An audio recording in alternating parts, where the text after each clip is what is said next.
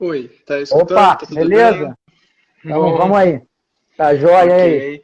Joia. Primeiramente, pedir desculpa porque eu tive um imprevisto que realmente não pude controlar e eu tive um Não, pequeno não, que atraso, isso. né?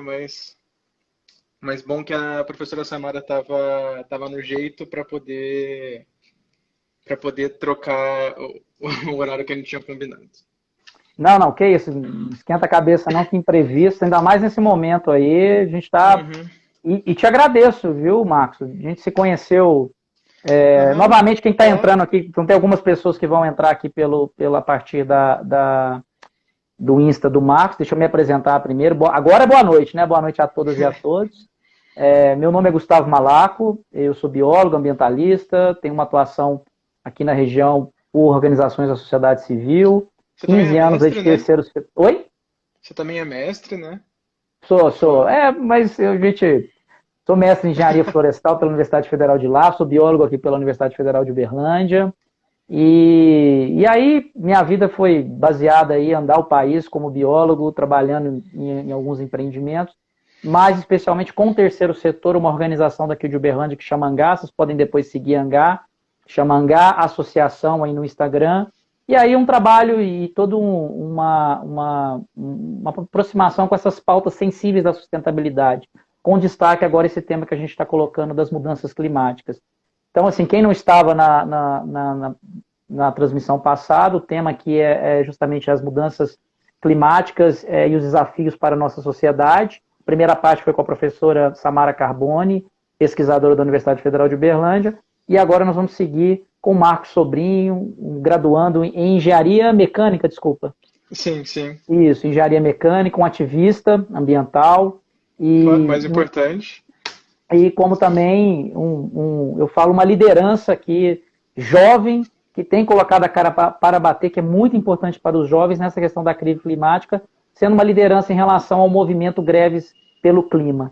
Então, Marcos, eu queria te agradecer. Você quer complementar alguma coisa para depois eu fazer a contextualização e você Não, começar? é isso mesmo. Eu sou um graduando em engenharia mecânica. Eu geralmente, quando me apresento, coloco a questão do ativista ambiental em primeiro lugar, antes de tudo. E é bem isso, né? A minha experiência é por esse lado. Tá joia. Marcos, na verdade, ano passado, né, na COP25, né, nas conferências para as partes, na cúpula do clima, em Madrid, nós tivemos justamente um trabalho, duas frases muito importantes, que era a questão da emergência climática e a questão do Fridays for Future, são as cestas para o futuro. Então, essas duas questões, inclusive por dois dicionários, de Oxford e Collins, foram os temas eleitos no ano como as frases mais importantes. Olha, para vocês terem ideia da dimensão. E aí, a sueca, a Greta, né, uma liderança jovem, ela liderou e com outros jovens, inspirou outras pessoas justamente para greves, né, em relação ao clima, justamente para chamar a atenção da sociedade e das lideranças globais a respeito dessa questão. Então, eu sei que você já me confidenciou que residiu na Alemanha. Queria que você falasse um pouquinho, né, desse seu contato em relação na Europa com essa agenda da sustentabilidade, a questão climática, e depois falasse justamente desses dois movimentos, né? O Greve pelo Clima, que vem justamente dentro desse movimento aí da Greta. Queria que você falasse um pouquinho, né, o quão importante é que os jovens eles venham para esse debate e se inspirem e participem justamente dessas manifestações. Infelizmente, nesse momento, não, a gente tem que dar um stand-by, pode fazer por via Uhum. digital, mas em breve, quando a gente passar esse período de pandemia, possam retornar essas manifestações. Fique à vontade. Sim, claro.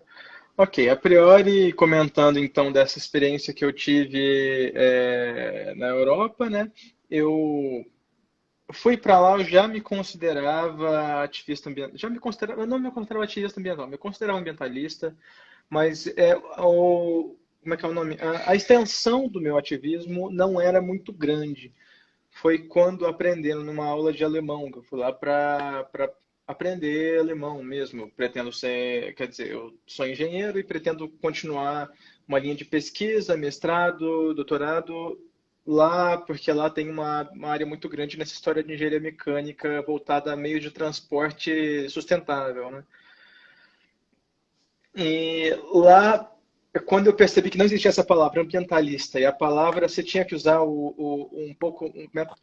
a palavra um pouco mais longa, que é o ativista ambiental, quando colocou essa palavra ativista, eu senti o peso cair nas minhas costas e comecei a desenvolver alguns hábitos que para mim, hoje, são quase que impensáveis não passar por, né?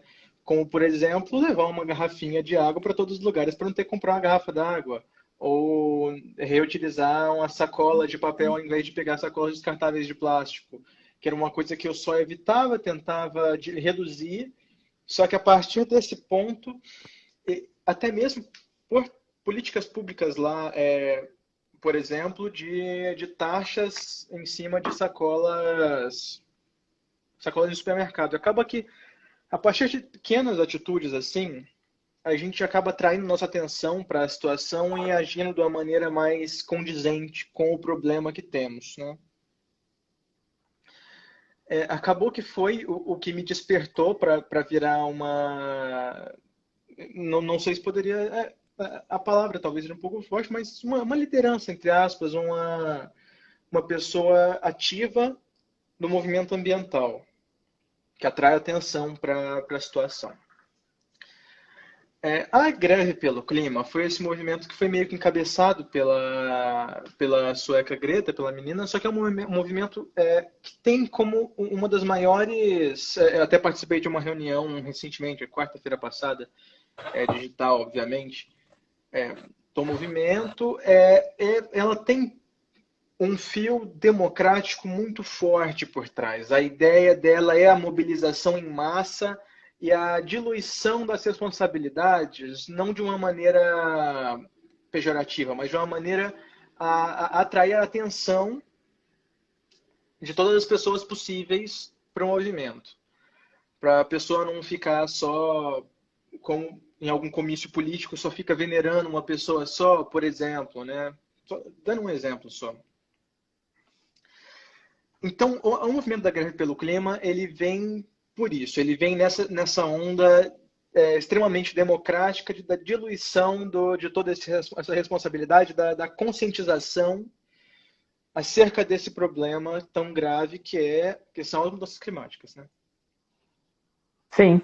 E eu até te conheci justamente dentro de uma manifestação no ano passado, que foi aquele pico de incêndios na Amazônia, em que levou a sociedade, né, para uma grande mobilização, né? Quando tem aquela imagem histórica daquela nuvem chegando em São Paulo e cobrindo... Lógico, aquilo ali aconteceu em outros anos, mas ficou marcado justamente pela simbologia do momento, em que você começava a intensificar uma desconstrução das políticas socioambientais no Brasil, no relaxamento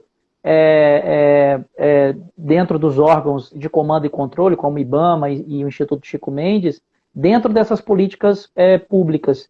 Então a gente passou a ter um cenário no Brasil, e está mais que provado agora, recentemente, de 2 semanas para cá, né, quando nós tivemos aí aquele vídeo de uma reunião ministerial em que você tem um ministro de meio ambiente dizendo que vamos aproveitar o momento agora da Covid-19 para passar boiada. Essa foi a mensagem de uma liderança no Brasil que deveria vir justamente para trazer um cenário que o Brasil é uma liderança ambiental. O Brasil tem dentro do seu terreno a maior biodiversidade do mundo. Isso é fato, o Brasil é um país mega diverso. O país tem a maior estoque de carbono hoje, especialmente por conta da floresta amazônica. Por favor, não se considere o Cerrado, viu, pessoal? O Cerrado também tem um baita de um estoque de carbono e ainda tem 50% do Cerrado preservado. Então, especialmente o Cerrado... Ainda tem.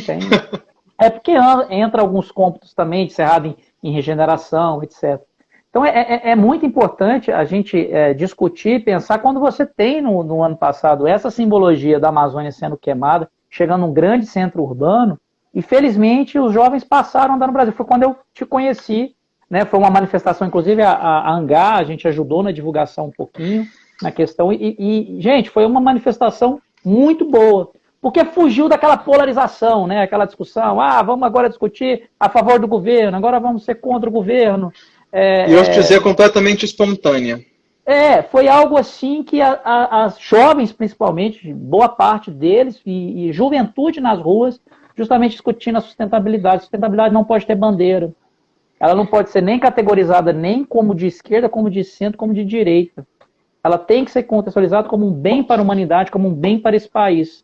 É isso que a gente tem que trabalhar no dia a dia. É óbvio, se um governo seja de extrema direita, como tem hoje, ou um governo de esquerda, é óbvio que os maus que estão acontecendo hoje, de 2 anos, de 1 ano e meio para cá, intensificados, na verdade começaram lá em 2013, mas agora é um processo anticivilizatório. O que está acontecendo hoje é gente que não tem o menor compromisso. Tem compromisso sim, com grilador, com desmatador. Essa é a verdade. Quem está lá hoje tem compromisso com quem degrada o meio ambiente, quem grila a terra, quem invade, quem intensifica o conflito do campo. Então, esse contato que eu tive com você e com outros jovens foi muito importante para falar assim, poxa, olha aqui, juventude, vamos lá. Vamos lá. Tem, acho que até um questionamento aqui, deixa eu ver aqui. Quais atitudes o movimento ambientalista faz em Uberlândia? Pode dar exemplos sobre ações que vocês fazem, ações diretas? Fala um pouquinho aí, Marcos, mais um pouquinho desses movimentos, do que vocês chamaram. Depois eu falo aqui um pouquinho do que a gente tem atuado.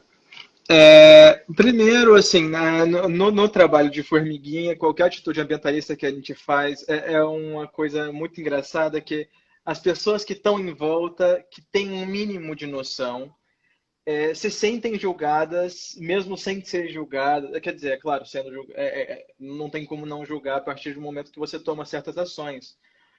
Mas, por exemplo, a pessoa que está usando um copo descartável no meio de um bar durante a noite, numa noitada de sexta-feira, por exemplo, a pessoa que está usando um copo descartável, vendo que você levou o próprio copo, a pessoa se sente pressionada a tomar atitudes. Eu percebo que a partir do momento que eu comecei a tomar essas atitudes, pessoas ao meu redor foram naturalmente gravitando nessa situação, porque eram pessoas como eu, antes daquela minha experiência que eu comentei na Alemanha, que se atraem pela questão, mas não tem essa coisa tão forte que é manifestada a partir do momento que você se sente pressionado. Então, a priori, isso já é uma coisa que é feita pelas pessoas ambientalistas. Agora, digamos, como movimento ambientalista, tanto eu como um amigo meu que faz parte do movimento europeu, acho que é europeu, que chama Extinction Rebellion, que é um pouco mais enfático na questão, né? Nós organizamos manifestações, geralmente em épocas de manifestações globais da greve pelo clima, né? Nós organizamos ao mesmo tempo, geralmente em frente à prefeitura. Teve uma situação, inclusive, que estava chovendo, que no dia do Black Friday, ano passado, nós marcamos uma manifestação, fomos lá, tivemos 3 pessoas lá. Esse meu amigo do Extinction Rebellion, o Rafael. Uma outra colega minha que também é ativista da greve pelo clima, a Elis. E nós fomos lá, debaixo de chuva, manifestando na frente da porta. Se tivéssemos mais gente, talvez até a gente poderia tentar passear um pouco mais para frente das lojas para manifestar justamente nessa cultura consumista que é tão danosa ao meio ambiente. Mas as atitudes que a gente toma são a priori essa. Na nossa última manifestação na frente à prefeitura, entramos dentro da prefeitura. Basicamente entramos dentro do gabinete de meio ambiente, gabinete não, da Secretaria do Meio Ambiente, e pressionamos diretamente o presidente da Câmara dos Vereadores e o assessor do secretário, porque o secretário não estava,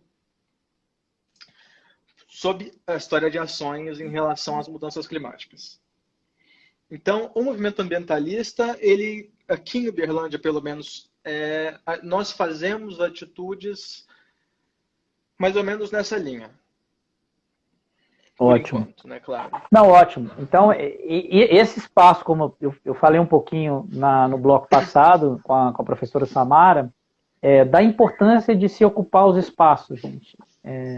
A população ela tem que ocupar esse espaço de manifestação, ela tem que ocupar esse espaço E respondendo a essa questão do movimento ambientalista em Uberlândia, nós temos um histórico, eu posso dizer de 15 anos para cá, que eu posso contextualizar, mas eu lembro de histórias de amigos, né, como a Betânia, que acho que ela estava aqui mais cedo, talvez até esteja aqui, que você tinha o SOS Uberabim, que foi a primeira organização não governamental, tinha aquela discussão na década de 80, 90, né, principalmente na década de 80, em que vários jovens, né, trabalharam essa questão da defesa do rio Uberabim, que tinha lançamento de 100% esgoto in natura.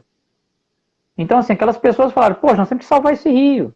Nós temos que cobrar dos políticos, né, que esse rio não seja poluído. Então, isso resultou, sim, em ações depois do poder público de investimento em saneamento. Que aí veio o DEMAI teve um investimento em relação à unidade de tratamento de esgoto. Agora, gente, ainda tem 20% de esgoto in natura sendo jogado aqui no Rio Uberabim e Uberlândia. Ainda não acabou o problema. Mas de lá para cá, a sociedade civil organizada, ela pressionou. Nós aqui, como também movimentos, por meio da ANGA, da AMED, da OPA, aí há 15 anos atrás, e algumas organizações ficaram pelo caminho, mas a gente tinha um movimento muito vigoroso, inclusive no estado de Minas Gerais, aqui na região, por exemplo, já salvamos rios. Os rios Tijuco e da Prata, por exemplo, há 11 anos atrás, era ameaçado por uma série de empreendimentos hidrelétricos. E aí nós conseguimos, pela mobilização popular dos municípios de Tuiutaba, Campina Verde, etc., trabalhar na perspectiva de você deixar aquela área reservada para as futuras gerações. Conseguimos convencer o governo de Minas, e o governo de Minas criou uma unidade de conservação, que é o Refúgio de Vida Silvestre, uma ação local. A Lei da Mata Atlântica, ela também foi trabalhada por ações de várias organizações da sociedade civil, dentro do processo de discussão do Congresso Nacional, por exemplo. Participação da sociedade civil. O plano diretor de Uberlândia, pessoal, que está 14 anos defasado, foi a sociedade civil que derrotou o projeto de lei que foi enviado há 2 anos atrás, que não discutiu o conceito de Estado sustentável, não discutiu o conceito de função social da propriedade, não discutia a questão climática, que nós tínhamos colocado como sociedade civil no primeiro projeto de lei em 2016, e que aí um outro governo assumiu e tirou essas palavras. A discussão de mitigação, adaptação, isso é sociedade civil. Isso são as organizações socioambientais, isso são os movimentos justamente pelo direito à moradia digna. Então é muito importante esse trabalho que o Marcos aqui destacou, de trabalho com a sociedade, de pressionar o poder público. Se não pressionar, meu amigo, a gente já toma o tempo todo bola nas costas, o tempo todo tomando bola nas costas do poder público. Então ela tem esse papel fundamental nessa questão. Marcos, mas como assim? Como é que você se inspirou assim, dentro desse processo, né, quando você veio para a Europa, você já veio com essa ideia concebida para cá de trabalhar ou foi uma sincronia, né, justamente com o movimento da Greta? Fala mais um pouquinho sobre isso. Eu tinha interesse, eu sentia uma carência aqui na cidade e na região, para falar a verdade, né? A partir de um ponto de vista de uma pessoa que nasceu em Uberlândia, nasceu no meio do Cerrado e está vendo esse bioma que é a maior savana do mundo, né? Sim. Maior região de savana do mundo, vendo esse bioma ser destruído, acabado, né? Eu sentia uma necessidade de manifestações ambientais, de uma pressão por cima das lideranças políticas locais. Eu senti essa carência. Depois que eu voltei de lá, principalmente, voltei sentindo essa pressão para tomar mais atitudes nessa questão ambiental. E de pouco em pouco fui tomando cada vez mais atitudes e queria organizar um movimento desse da greve pelo clima. Chegou num ponto que realmente não tinha como não fazer isso, porque a questão ambiental realmente passava a ser muito importante de um ponto de vista da gestão Salles do Ministério do Meio Ambiente. Provavelmente, sem isso, eu teria começado a organizar de qualquer maneira, ou alguém não via ninguém começando a trazer essa discussão para a mesa aqui na cidade. Eu via muitas pessoas sem essa construção da ideia sustentável, né? Vendo isso como uma coisa muito chata, muito sem graça, muito batida. Foi a partir desse ponto de vista que eu comecei a trazer essa discussão dessa forma. Comecei a construir esse movimento aqui.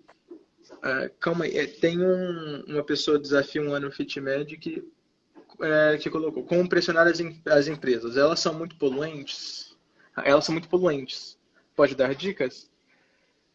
Realmente, a história de pressionar as empresas, ao meu ponto de vista, e foi um dos motivos pelo qual eu estou tentando construir esse movimento aqui, esse movimento jovem, principalmente, né? Porque a geração a partir dos 15 anos atrás do Gustavo, mas já existe, né?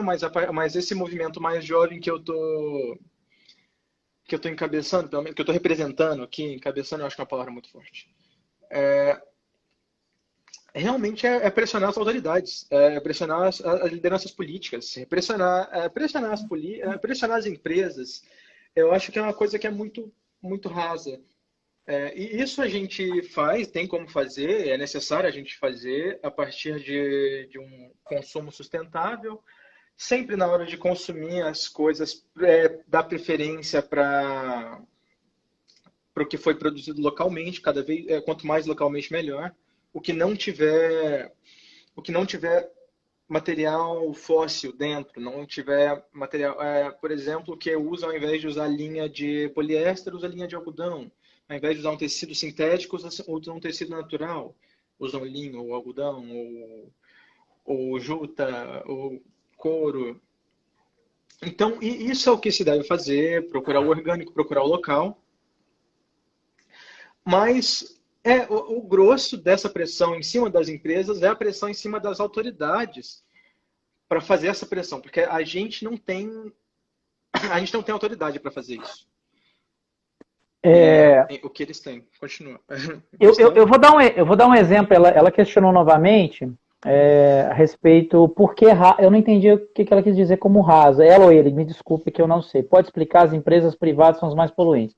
Eu vou dar um exemplo que aconteceu recentemente, é o seguinte. Quando o ministro Salles falou a questão da boiada, ele saiu um manifesto no outro dia de vários sindicatos, de indústria, e em especial uma associação que representa o pessoal de cosmético, que representa esse pessoal. Dentro desse setor estava, por exemplo, a Natura, a Avon, a Boticário, empresas que têm uma certa responsabilidade socioambiental no país. Inclusive, a Fundação Boticário destina 0,5% do seu orçamento anual em ações, justamente projetos socioambientais. No outro dia, houve toda uma manifestação nas redes sociais, que eu falo hoje que é a advocacy digital, né, que é uma forma de lobby legal, que as pessoas passam a pressionar essas empresas. O Twitter hoje é fantástico para você conseguir. Qual foi o resultado? Em poucas horas. Avon, Natura, Fundação Boticário, todo mundo começando a dizer, nós não compactuamos com isso. Essa associação que tem o nosso, inclusive era o CEO da Boticário que assinou, nós não compactuamos com isso, inclusive estamos pedindo para sair dessa associação. Salvo me engano, uma grande, esqueci qual que foi o frigorífico agora, a Mafrig, um desses grandes frigoríficos no país, da mesma forma foi pressionado na hora para sair justamente dessa questão dessa pressão, desse manifesto. Então, funciona muito essa questão. Eu quero dar o exemplo novamente. Foi até destacado aqui pela professora Samara, que eu imagino foi aqui pelo PET, que é você fazer política pública, é você trabalhar a pressão popular, é você ocupar o espaço, é você trabalhar localmente. Porque se você também não age, o Marcos deu vários exemplos, você faz para o boicote. Você faz para o boicote esse trabalho também. Você tem que trabalhar nessa perspectiva de você boicotar um produto que não é sustentável, que não está na cadeia. E aproveitar a rede social. Aproveita. Porque a militância que eu participei e continuo participando, ela é mais no dia a dia. É mais na pressão do prefeito, na pressão do vereador, é dialogar. Então, as empresas poluentes, nós temos que trabalhar dessa forma. Vamos boicotar elas. É não comprar o produto. Se o produto vem do desmatamento ilegal, não vamos adquirir esse produto. Se o produto vem, por exemplo, de má utilização ética, como hoje existe a questão aí do veganismo, etc., você começa a colocar o nome das empresas ali. Fala assim, ó, essa empresa utiliza animais, por exemplo, nos testes. Então, esse tipo de trabalho, hoje, a gente tem que fortalecer muito a advocacy digital. Agora, não esquecer do trabalho de rua, gente. O trabalho de rua é muito importante. Não agora. Voltei às ruas. Teve o nosso amigo engraçadinho que voltou aí de novo, que ele só fica trocando o nome e entrando. Falando que levantar cartaz, não levantar. Olha o que está acontecendo nos Estados Unidos hoje, gente. Toda a manifestação de jovens, todo o trabalho que nós estamos vendo nas ruas hoje, contra um sistema hoje que, infelizmente, ele realmente machuca as pessoas. E num cenário hoje de pandemia. Então, acreditem na mobilização de vocês. E a questão climática, gente, são para as pessoas que estão por vir ainda. Para os jovens como o Marcos e vários de vocês aí.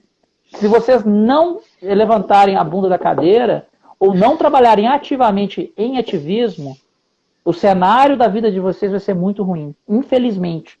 A minha geração, por exemplo, e a geração que passou também, ela, infelizmente, está entregando um mundo, nessa questão climática, muito pior. E são vocês que nós podemos passar experiência, trabalhar, mas são vocês. Vocês é que tem que também erguer os punhos e falar assim, vamos lá, gente.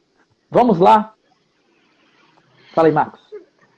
Acaba chegando nesse ponto que começa a ser inviável quase que a civilização humana a partir de uma perspectiva de, por exemplo, como você estava comentando com a professora Samara há alguns minutos, numa perspectiva de aumento de 3 graus Celsius até 2050, quase metade da produção dos grãos que mais se consome no mundo, o arroz, o trigo, o outro não lembro, milho. Arroz, trigo e milho, essa produção é quase meia. De consumo, a soja vai para o gado, né? Mas eu digo a produção, sim. Mas é arroz, trigo e milho. Essa produção basicamente cai pela metade. E realmente a gente consegue alimentar mais do que a população mundial. Tem gente que passa fome por questões políticas. Mas a partir de uma perspectiva onde se produz metade do que se produz de comida, querendo ou não, esses grãos eles são feitos para comida, realmente. É o que é consumido, é o que está no nosso prato todo dia. É o que está no prato de uma família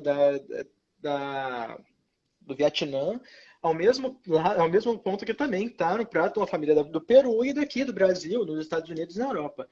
Então, a perspectiva que isso cai pela metade, quem consegue produzir isso passa a ser o Canadá, passa a ser os Estados Unidos, passa a ser o sul da Argentina, a Europa, a Rússia. Gente aqui do Brasil, por exemplo, a gente passa fome numa perspectiva de 3 graus. Então, realmente, a ação ambiental ela é extremamente importante a partir desse ponto que, se a gente não tomar ela, a gente passa fome, a gente morre depois de 2050. Por isso que a gente trata isso de uma maneira tão... Por isso que deve se tratar isso de uma maneira tão... Não, com alarme mesmo. Nós temos que... Não é passar pano, não. O cenário é apocalíptico. A palavra é essa. Claro. Só explicando, assim, pedindo perdão da expressão, o que eu disse que eu achava meio raso é que o boicote às empresas, querendo ou não, deve ser feito. Eu faço e eu acho extremamente importante que isso seja feito, mas não costuma ser feito a partir da maioria da sociedade. Por isso que eu acho que o ideal é se pressionar as autoridades para que elas, sim, de uma maneira unilateral, pressionem essas empresas por meio de leis, porque a partir de um ponto que existe uma lei, a empresa não pode descumprir ela. Sim. A gente fazendo essa pressão, ela é importante, mas ela só leva até um certo ponto. Não, e eu quero destacar que o mercado global está atento a isso. Quando teve a moratória da soja, ela aconteceu justamente pela pressão da sociedade civil nos atores políticos junto ao mercado. Então, o Mato Grosso ele passou a ter uma redução de desmatamento em determinado período, justamente por uma ação da sociedade em relação a essas empresas. E hoje, se o Brasil não se atentar, nós vamos nos tornar párias globais. Essa é a palavra, sabe? O que vai acontecer hoje, infelizmente, o Brasil está se fechando, inclusive de oportunidades, por conta dessas políticas desenfreadas de deixar o desmatamento na Amazônia acontecer. Nós perdemos o fundo da Noruega e da Alemanha, né, todo aquele fundo da Amazônia. Agora estão tentando recuperar, inclusive tiraram o ministro Salles justamente desse controle, dessa discussão do fundo da Amazônia. Então, assim, se a gente não se atentar, esse mercado, existe um agro no Brasil que produz com sustentabilidade. Não vai dar uma discussão depois do agrotóxico, é uma O discussão pequeno complexa. agro, né? Mas existe ainda um agronegócio brasileiro que ele não está grelando, que ele está Uhum, uhum. buscando cada vez mais produtividade, redução da utilização de recursos naturais, para justamente estar antenado com o mercado global que fala, para exportar o produto para chegar aqui tem que ser dessa forma.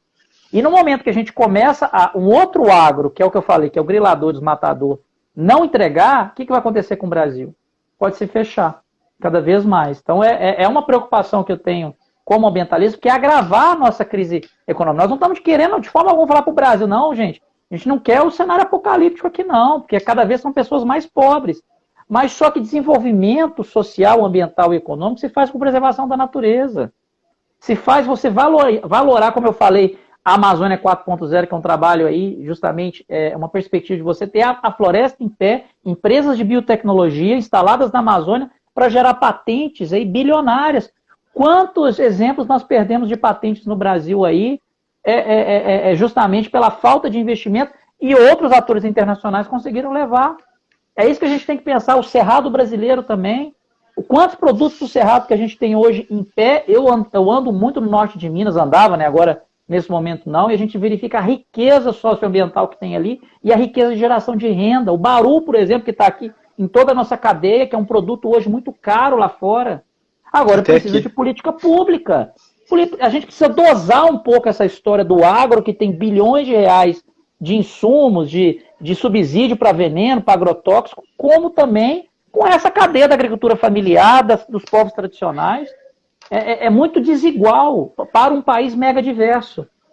Tem um questionamento aqui, deixa eu ver aqui. Diante das atuais circunstâncias que a sociedade está vivendo, como poderíamos conciliar a quarentena com a preservação ambiental? Onde estamos sem como se mover com o transporte público? Desculpe seu nome, está aqui Salve a Natureza. Essa questão da preservação ambiental agora, ela primeiro passa por essa discussão que a gente está fazendo agora. De rever esses modos de produção, cada vez mais a gente diminuir esse uso descomunal de combustível fóssil. Nós temos que pensar no pós-coronavírus e dizer, não vamos utilizar. Agora, em relação, acho que você não estava na primeiro bloco, eu destaquei que hoje está sendo uma oportunidade para justamente no caso da bicicleta. Várias cidades europeias hoje, por exemplo, Nova York também, tem colocado ao cidadão para que ele se desloque de bicicleta, sabe? Então nós temos que cada vez mais, nessa questão do transporte, dar preferência, sim, o protagonismo a esse tipo de transporte. Que, infelizmente, agora o transporte público de massa fica nessa situação ruim que você não pode ter aglomeração ali dentro. Né? Então você tem que usar outras formas agora de locomoção. É óbvio, gente, você pegar uma cidade, que nem São Paulo, que a pessoa sai lá da ponta e vai para outra, o ideal era o poder público deixar essa pessoa em casa. O ideal era criar os mecanismos necessários para o isolamento social. É complicado, mas hoje é você mudar sim seu transporte, inclusive você está mitigando, retirando gás carbônico, o CO2 aí dessa história. Eu gosto de trazer também para essa perspectiva, da perspectiva de um estudante de engenharia mecânica, futuramente engenheiro mecânico, provavelmente mestre nessa área. Tenho acesso a artigos que também, em termos de armazenamento de energia, colocam a produção de baterias de íon lítio, que são as baterias que são usadas em carros elétricos, por exemplo, ou ônibus elétricos, assim, qualquer coisa elétrica que não está ligada a um cabo. Tem um custo ambiental de produção muito grande e, além disso, também tem uma pequena parte de países que são a Bolívia, o Peru, a Argentina e o Chile, basicamente. Então, a utilização de transporte individual, ela primeiro é uma ideia ruim, de transporte individual que não seja bicicleta, né? De transporte individual Isso. motorizado, ela já a priori, não é uma ideia muito boa, mas eu assumo que nós não estamos quer dizer, numa perspectiva brasileira, estamos numa cidade ótima, né, para a utilização de transporte público, mas numa perspectiva geral, ainda assim, está longe da situação ideal para se poder andar de metrô e trem, e trolebus e bonde.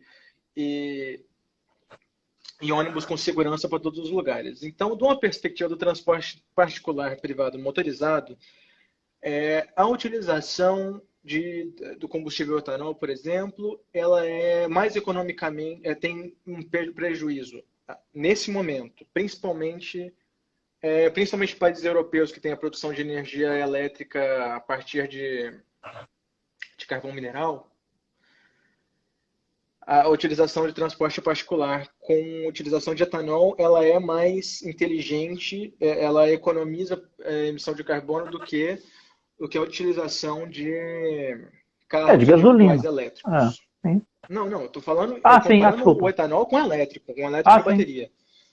Então, comentando nisso, então se você tiver um carro em casa, assim, por exemplo, saiba que, pelo menos, utilizando etanol, você está poluindo menos que se você estivesse usando carro elétrico. Ainda está poluindo mais que utilizando transporte público, mas só conversando isso, que eu achei que era uma coisa interessante para comunicar, já puxando essa conversa do outro, da pessoa que comentou lá. Você quer que eu comente mais alguma coisa sobre alguma coisa parecida? Tem essa mesma pessoa, ela perguntou, né, a questão de não utilizar transporte de combustível fóssil. Sim, o caminho é você abolir. A Europa já tem metas, na União Europeia, na realidade, para abolir essa questão do carro movido a combustível fóssil. Já são metas bem ousadas, salvo engano, é 2025.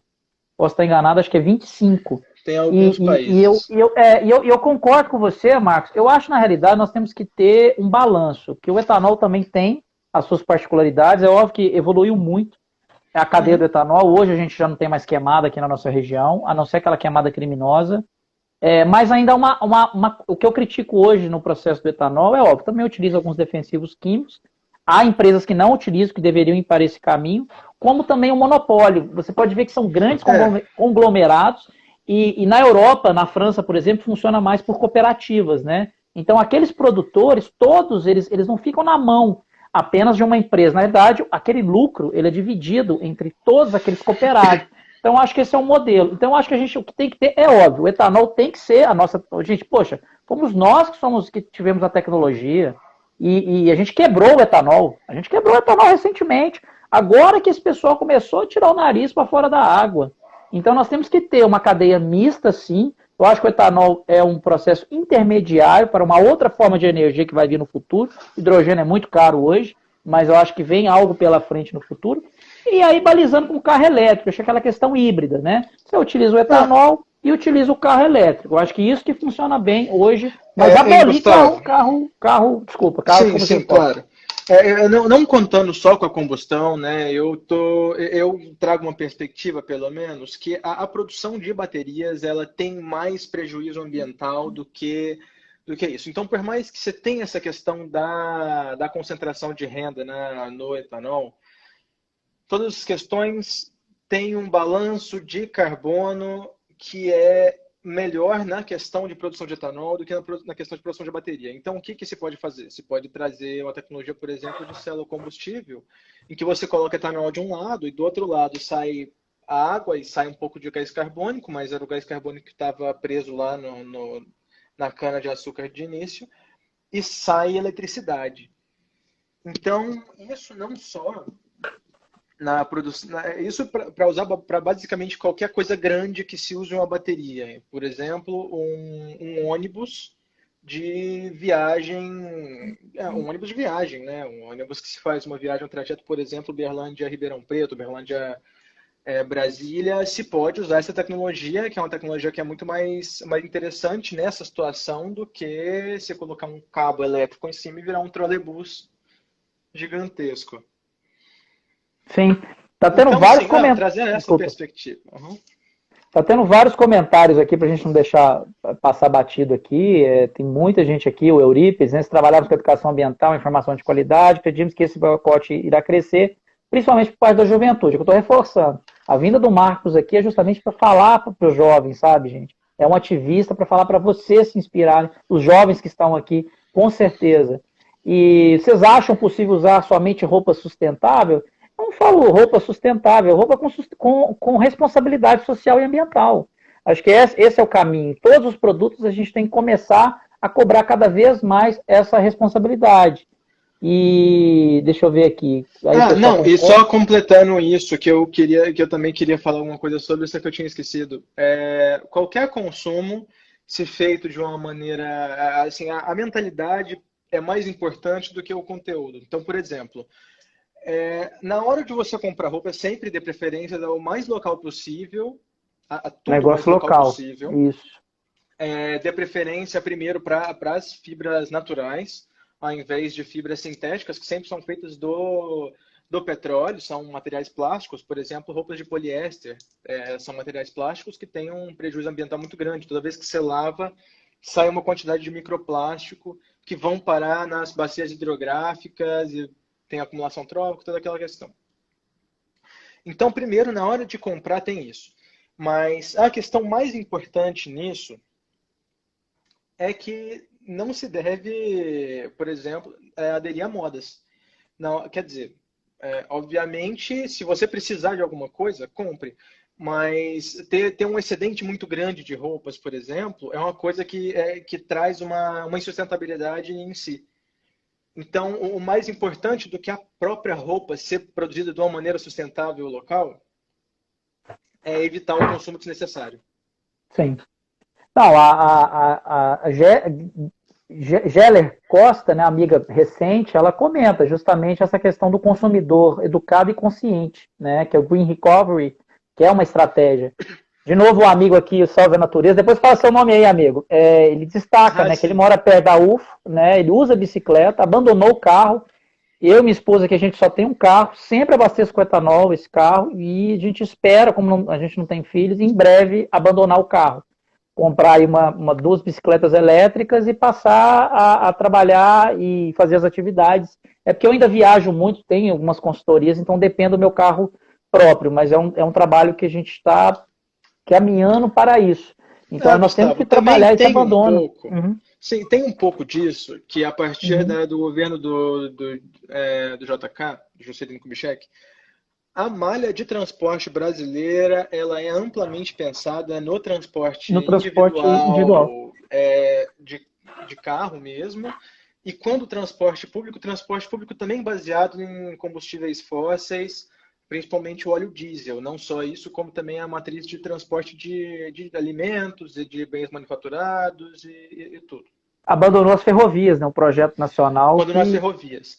Então, tem coisa que realmente, como brasileiros, a gente não tem como abandonar o carro. A malha atual de transporte ela não comporta isso, por exemplo. Então, realmente tem coisas que a gente vai ter que, como a professora Samara disse, ela abandonar, ela não tem um carro em casa, só que ela ainda precisa de usar. Mas aí é um caso, pode compartilhar uma carona, um aplicativo. Sim. Mas, por exemplo, essa história de abandonar o carro não é muito possível na conjuntura atual da malha de transporte brasileiro. Mas continua. Mas eu acho, Marcos, que a gente pode sim trabalhar, tirar o protagonismo do carro. Esse é o ponto central. Nós temos que deixar de ter aquele. Eu tenho uma figura muito legal que parece uma cobra comendo o rabo, que é todos os carros lotados de carro. E aquele círculo doido que os carros não saem dali. E quando a gente começa a pegar esse círculo, a gente tira um pouco do carro, coloca a bicicleta. Tira o carro, coloca pedestre. Tira o carro, coloca áreas verdes. Essa é a ocupação que a gente tem que colocar no planejamento urbano. O carro tem que ser a exceção e não o protagonismo. Sim, claro. Esse é o trabalho. Né? E aí, só reforçando aqui, todo mundo falando a respeito da bicicleta. Concordo que a gente precisa, sim, ter políticas públicas. Aqui, Uberlândia precisa de uma política municipal de mobilidade urbana agressiva. Como eu disse, no outro bloco, né, 200 milhões de reais para viaduto e ponte, gente. A sociedade não foi chamada para discutir esse investimento. Nós temos que discutir o nosso investimento da cidade. Ele tem que ser democratizado. Quando a gente está comentando aqui da participação da sociedade de você, é também na hora do orçamento do investimento. Tudo bem, é papel do vereador aprovar a LDO, só que boa parte dos vereadores chegou à lei de diretriz orçamentária. Vamos lá, vamos aprovar. O prefeito manda, boa parte já está cooptada e vamos embora. Não, o papel do servidor público é analisar aquele orçamento e ir na sociedade. E se o prefeito tiver compromisso com a sociedade, ele democratiza, ele leva para as bases. Ele discute como Medellín fez, como Bogotá faz, um investimento nas bases. Qual que é o investimento daquele bairro? Aqui, eu sempre cito nas lives, eu fui desrespeitado pelo poder público, porque eu corro, eu ando no Parque Linear do Rio Berabinha, e o prefeito atual, a administração atual, está colocando uma ponte em cima da pista de corrida. Um parque que era... Ele poderia, no mínimo... A obra, para mim, é desnecessária. Mas beleza, era necessária? Então suspende a obra. Bota os carros acima. Mas não passando em cima do pedestre. Passando em cima do ciclista. Que prioridade é essa? Qual é o exemplo que você dá para o cidadão? Aí, continuando aqui. Sobre carro elétrico, não seria importante pensar de onde vem nossa energia elétrica? Sim. A nossa matriz tem que ser repensada e muito. Hoje o Brasil ele fala que tem uma energia renovável e limpa, é uma mentira, uma energia renovável. Ela não é limpa porque ela é baseada na energia hidrelétrica. Ela é limpa comparada com os Estados Unidos e com a Europa. Não, comparada com carvão, lógico. Mas ela não é limpa porque ela expulsa pessoas, ela degrada ambientes. Então nós temos que repensar esse modelo, porque na realidade esse parque hidrelétrico, quando ele foi colocado, Belo Monte, aquele absurdo, em que se passa um linhão de mais de 2.000 quilômetros pelo país, né, afora, para pegar uma energia lá do norte para jogar no sistema nacional. A energia tem que ser descentralizada, gente. O cidadão que tem que gerar sua energia. A palavra descentralização é muito importante. Mas, Gustavo, ao mesmo tempo tem essa questão, só que, por exemplo, a geração de energia elétrica fotovoltaica, ela... Primeiro, uma placa fotovoltaica tem muitos metais pesados lá dentro, que tem um prejuízo ambiental muito grande na hora que eles são produzidos. E na hora que acaba a vida útil desse material, você tem um prejuízo muito grande ambiental em cima disso, por causa que você fazer a reciclagem desses materiais é uma coisa muito difícil, é uma coisa muito danosa para o meio ambiente. Existem tecnologias melhores para o Brasil. Além disso, também com altas temperaturas. Quanto mais alta a temperatura, menor a eficiência dela. Então, a gente tem que colocar isso na ponta da balança também. A energia fotovoltaica tem esses prejuízos. A energia hidrelétrica também tem esses prejuízos. A gente tem que colocar isso na ponta da balança e analisar quais são os benefícios e os prejuízos. E, além disso, eu conheço pesquisadores aqui da Universidade Federal de Berlândia mesmo, que pesquisam maneiras de você pegar a energia do sol, energia solar, e esquentar algum fluido e fazer desse fluido quente movimentar uma turbina, por exemplo.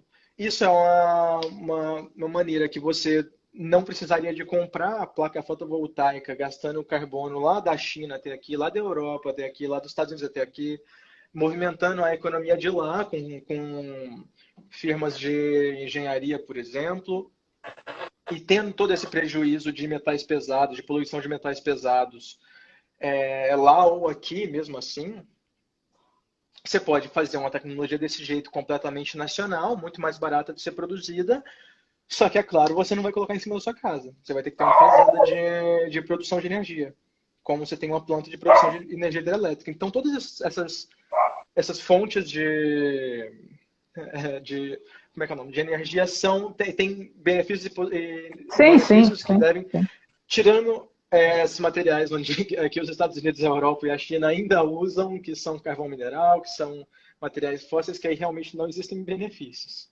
Mas, Marcos, eu acho assim, nós concentramos a nossa geração de energia em poucas fontes. Esse é o nosso histórico, o parque hidrelétrico e a questão justa das termos então, assim, quando nós estamos falando que nós estamos investindo ainda, lógico que a energia eólica subiu representativamente, mas tem impactos também, como a solar, quando você coloca a utilização desse material, mas a diversificação é importante. Eu acho que esse é o debate que nós temos que fazer. É óbvio que os carros elétricos vão trazer também um outro tipo de problema, mas hoje você comparar na mesa que você tem petróleo e hidrelétrica, é óbvio que nós estamos caminhando diante de uma diversificação. E biomassa? Nós estamos esquecendo da biomassa, sabe? Os resíduos que podem gerar energia. Então nós estamos falando do eucalipto, salvo engano, aqui em Uberlândia mesmo, existe uma certa iniciativa dos aterros. Isso, então... De geração de biomassa, a partir de biomassa. Então isso a gente explora muito pouco. E outra, pouca coisa que se discute, eficiência energética. Quanto de perda energética a gente tem no sistema?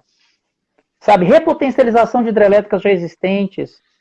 Então, uso justamente de sistemas mais inteligentes dentro de residências, prédios públicos, etc., que há um desperdício, inclusive, na questão da construção sustentável, da arquitetura. Ó, deixa eu passar rapidinho aqui, os questionamentos, tem muita coisa que passou aqui. Muita gente muito legal que tá aqui. O debate tá bom, mas eu tô preocupado que, nossa, se a gente pudesse seguir, eu tô com uma live 19, na verdade uma aula às 19h30, mas eu não queria deixar de passar aqui os comentários. Beleza. O Eurípides aqui falou a questão do etanol, que tem que melhorar muito. A professora Samara destacou a questão do uso do etanol em relação à gasolina comum, reduz o material particulado direto, mas aumenta, né, pode aumentar a emissão de gases que leva à formação do ozônio, que na baixa atmosfera é super nocivo, concordo, Samara? É outra coisa que o gás ozônio também, né, é um gás de estufa. Aí tem o portal hidropônico aqui falando, seria possível difundir melhor a hidroponia e tecnificar melhor o meio de produção onde já utilizamos a recirculação de água? Certeza, sem nenhuma dúvida. Esse é um questionamento para o Gustavo e para a professora Samara, eu não tenho, o Cacife vai responder. E aqui ele está dizendo, né, Gustavo, sou ambientalista e hoje nossa família só ingere proteínas sustentáveis, como cogumelos, insetos, onde 1 quilo de proteína para ser usado utiliza no máximo 2 litros de água. Enquanto a pecuária devastadora utiliza 40 litros de água. Concordo. Inclusive, há uma discussão da FAO em relação à utilização de consumo de proteína por meio de insetos. Foi um tema polêmico que ainda disseram assim, que a FAO colocou para as pessoas de baixa renda isso, como se isso fosse uma segregação social. Mas a FAO estava colocando uma questão de equilíbrio ambiental para justamente a pecuária, gente. A pecuária é muito danosa, a professora Samara já destacou isso. No primeiro bloco, onde nós temos a maior emissão de gases, todo esse setor agropecuário, que vem justamente da emissão do metano desse gado solto em pasto, e também o desmatamento, que está ligado à produção agropecuária. O Brasil chega, às vezes, até 70%. Então, nós temos que pensar, sim, numa mudança alimentar. Isso passa pela redução do consumo de proteína animal. Eu ainda, infelizmente, sou um carnívoro, mas eu passo a colocar, por exemplo, segunda sem carne, sabe? A gente tem já um trabalho nisso, que o município e os estados deveriam fazer esse tipo de política. Então a gente tem que trabalhar ativamente nessa questão. Sim, e Gustavo, é muito engraçado você colocar isso, porque quando a gente vai começar a falar de proteína vinda de cogumelos, proteína vinda de insetos, parece a priori uma coisa que é longe, que é difícil, que você precisa de criar um hábito. E é verdade.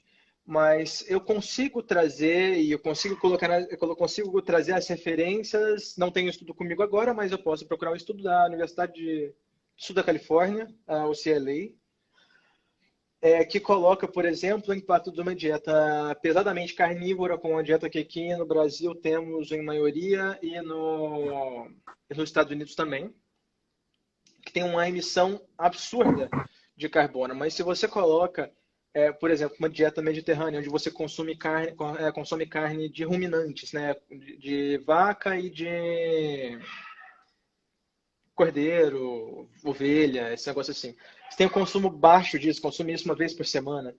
Mesmo consumindo proteínas tipo frango, tipo peixe, os próprios cogumelos, proteína de soja industrializada, você tem um impacto tão grande. A diferença de impacto entre uma dieta vegana, uma dieta vegetariana e uma dieta que tem um consumo de carne bovina uma vez por semana, uma vez a cada 2 semanas, é muito diferente, é muito pouco diferente.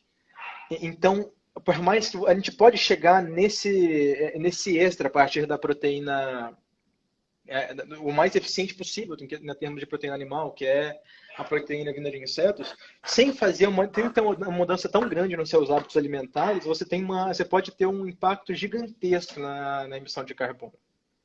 Sim. Só parando de consumir a carne bovina e consumindo mesmo que seja carne de frango.